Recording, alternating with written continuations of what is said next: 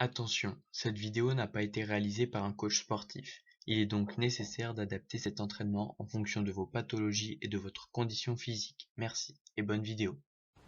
Salut à tous, c'est Julien de la team Jack Wakeboarding, j'espère que vous allez bien. Aujourd'hui on se retrouve pour une nouvelle vidéo.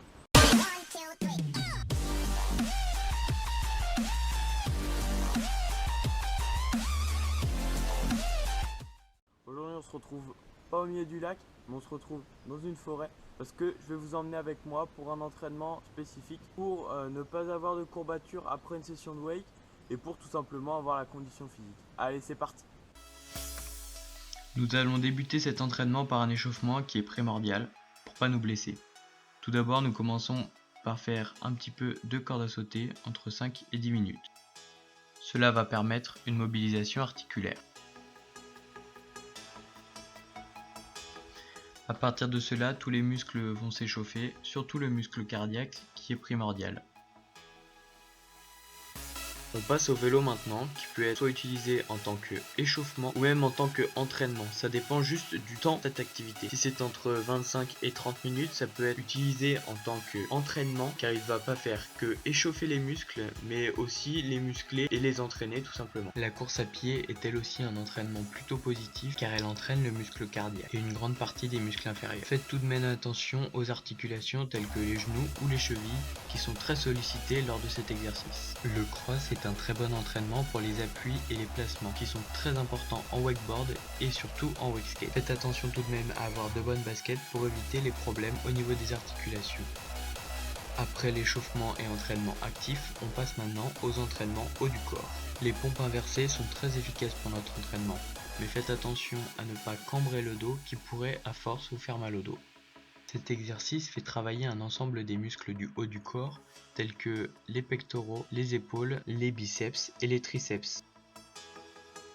Les pompes en prise parallèle font plutôt travailler les muscles tels que les pectoraux et les triceps.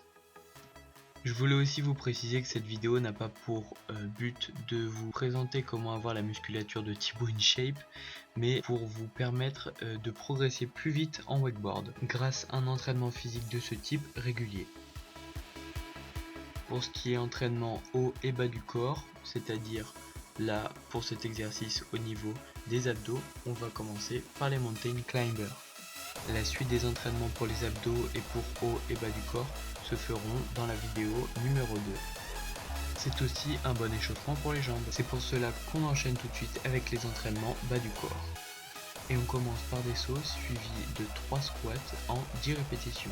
Tous les exercices qui vont suivre concernant les squats et tout ce qui va avec m'ont été conseillés par un kiné car je suis en rémission d'un LCA. Je voudrais aussi repréciser que tous ces exercices ne sont pas forcément adaptés à tous et qu'il faut adapter bien évidemment en fonction de votre condition physique et de vos pathologies musculaires ou articulaires. On continue par des sauts qui vont nous permettre une meilleure explosivité dans nos muscles pour améliorer nos ollies. Et oui, on est toujours dans l'optique d'améliorer nos sessions de wakeboard. On continue par des montées d'escalier tendues avec 40 répétitions.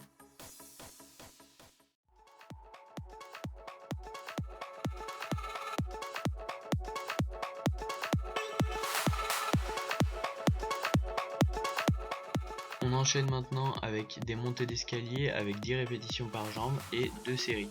Tout cela étant dans l'optique de muscler nos jambes et là on utilise surtout les quadriceps. En wakeboard, les muscles les plus utilisés au niveau du haut du corps sont les épaules, les bras et le dos. Les abdos travaillent aussi, mais c'est surtout lors des figures telles que l'escarcroc et les tantrums, ainsi que les 360 pour le passage de palo et les Riley et plein d'autres figures. Au niveau du bas du corps, c'est plutôt les ischios et les quadriceps qui vont travailler pour ce qui est réception principale. Cet exercice de proprio nous fait plutôt travailler l'équilibre qui est aussi très important en wakeboard.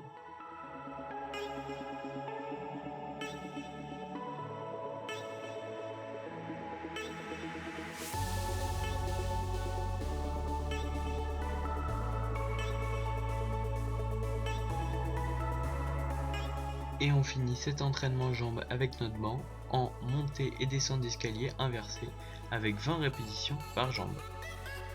Cet exercice qui est moins dynamique que les autres permet de faire redescendre le rythme cardiaque.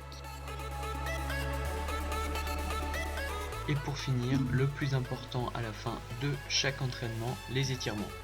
Je vous conseille de tenir un minimum de 30 secondes par exercice pour bien étirer le muscle. La suite des étirements seront dans le deuxième tuto, ainsi que les échauffements et entraînements sur les abdos et haut et bas du corps.